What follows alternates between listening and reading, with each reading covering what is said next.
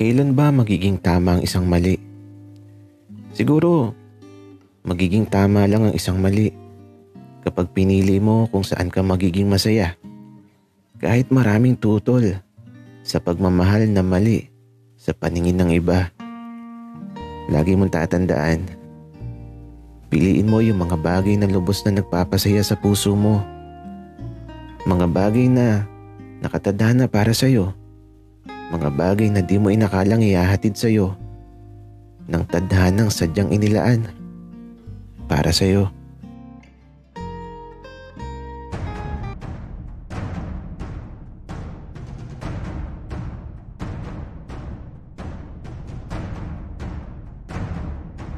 Kaibigan, huwag mong kalimutan mag-subscribe sa aming channel at huwag din kalimutan i-click ang notification bell at subscribe button. Subscribe na!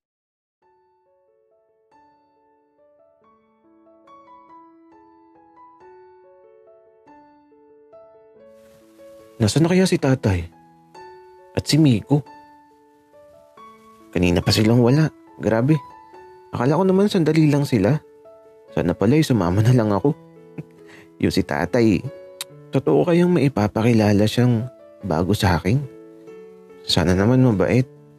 Sana masarap magluto at sana masipag. Kasi naman, lagi na lang akong naguhugas ng mga kinainan namin. Pero kung sa bagay, wala namang ibang uutusan. Ako lang.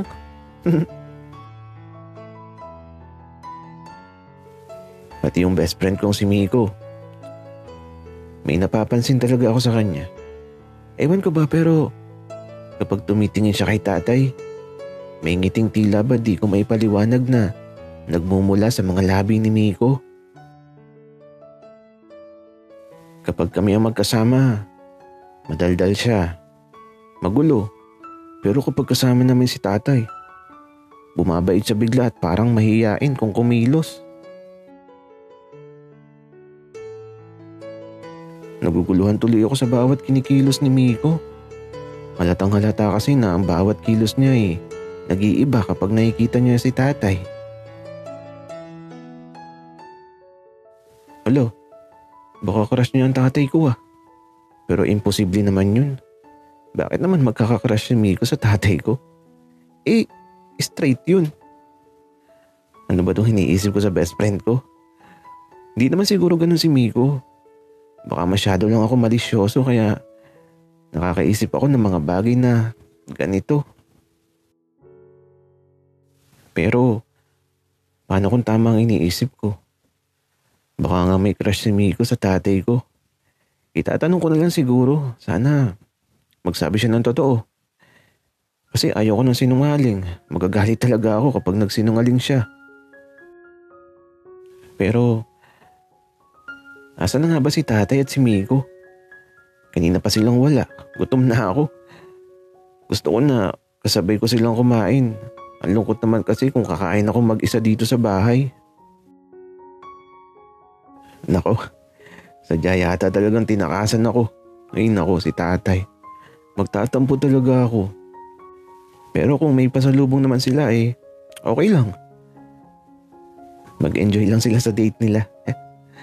Makatulog na nga lang ulit. Ang tagal kasi nila umuwi.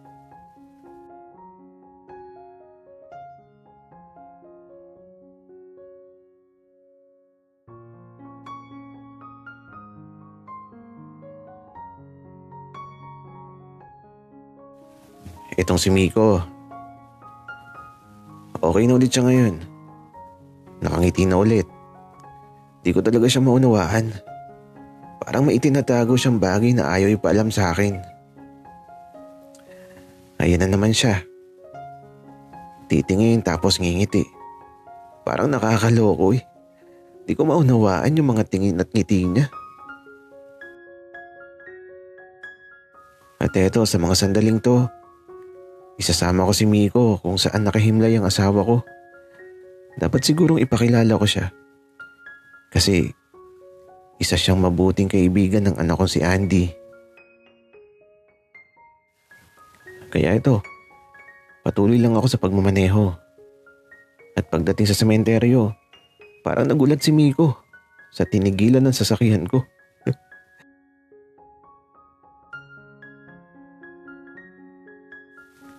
Tito, anong gagawin natin dito? Wika agad ni Miko. Huwag ka mag-alala. Masaya ang gagawin natin. Wika ako naman. Pero tito, bakit sa sementeryo? Natatakot po ako. Wika naman ni Miko. Huwag ka matakot. Exciting nga eh. Tara na, bumaba ka na. Doon sa bandang gitna tayo ng sementeryo. Wika ako. Tito Paulo, seryoso po ba? Nakakatakot naman po. Bakit kasi sa sementeryo? Wika ulit ni Miko. Miko, ano ka ba? Masaya dito. Tara na, huwag ka nang matakot. Kung gusto mo, umawa ka sa braso ko para di ka matakot. Wika ako. Sige po. Wika naman ni Miko. O siya, tara na. Kapit ka na sa braso ko. Wika ako. Kapit naman kaagad si Miko eh. Tito Paulo, ang laki ng braso nyo. Ang tigas pa. Wika ni Miko. Yan ang maganda, Miko. Para kapag may niyakap ka, walang kawala. Wika ako. Wala? Grabe naman yung tito. Paano ba yung yakap na yun? Wika naman ni Miko. Kaya ito, habang naglalakad kami sa magubat na sementeryo, niyakap ko siya bigla. Gulat naman siya eh.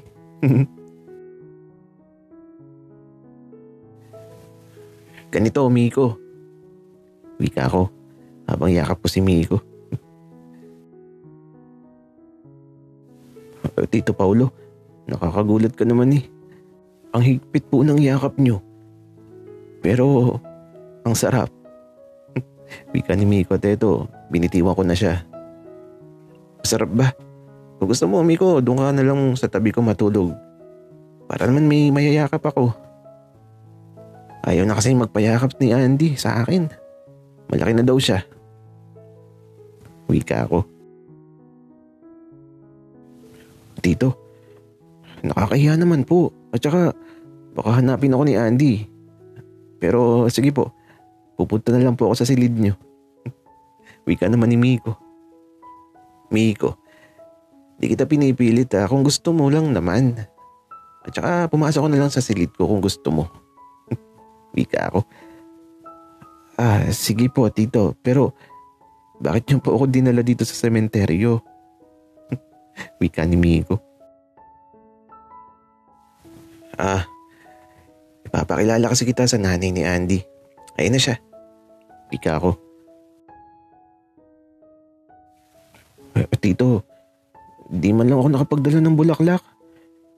Dapat sinabi niyo na dito tayo pupunta. Wika ni Miko. Okay lang yan. Ang mahalaga makita mo siya. At saka alam mo, Miko, alam kong masaya siya. Kasi nakilala ka namin. Pinasaya mo si Andy. At malaki ang pasasalamat ko sa iyo kasi dumating ka sa buhay namin. Naging masaya ang tahanan namin ni Andy dahil sa iyo.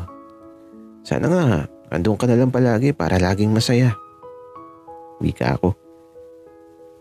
Tito, ako nga po yung naging masaya kasi nakilala ko si Andy at nakilala kita. Wika ni Miko. Bakit ka naman masaya, Miko? Ano bang nagpapasaya sa iyo? Umamin ka nga.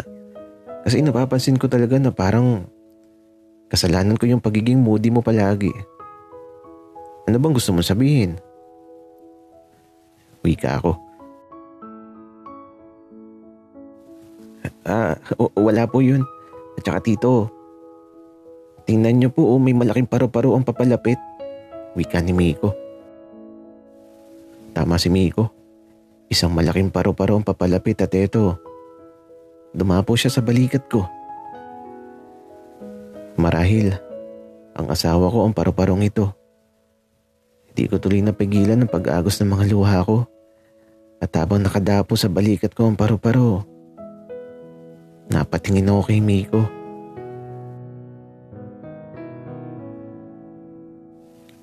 Tito, bakit ka umiiyak? Wika ni Miko. Tapos bigla siyang lumapit at niyakap ako. Ang yakap ni Miko, parang yakap ng namayapang asawa ko. Wala akong nagawa kundi ay yumakap na lang din kay Miko. Ang mga yakap niyang kasing halintulad ng yakap sa nakalipas kong di ko makalimutan kahit matagal na akong iniwan.